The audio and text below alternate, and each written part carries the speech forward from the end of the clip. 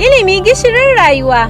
Tabbas wannan magana haka take, ilimi gishirin rayuwa ne. Domin kuwa abinda kuka dade kuna jira ya samu.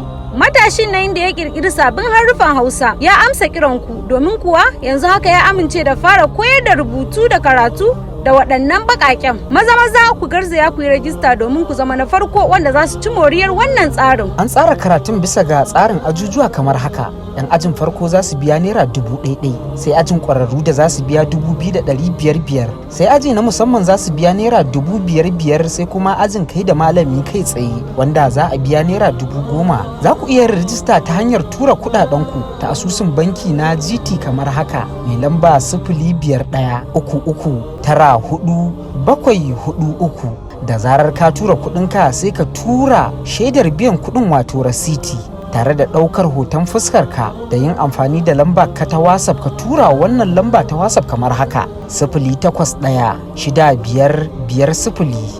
08165050554. Wannan dama ce ta samun sabunta ƙwarewarku, domin nan gaba kaɗan ana sa ran wannan rubutu zai karaɗe duniya baki ɗaya da yardar Allah. Kar ka bari kuma kar ki bari, kar ku bari a barku a baya. Kuma dukkanin karatuttukan za a yi su ne ta hanyar yanar gizo.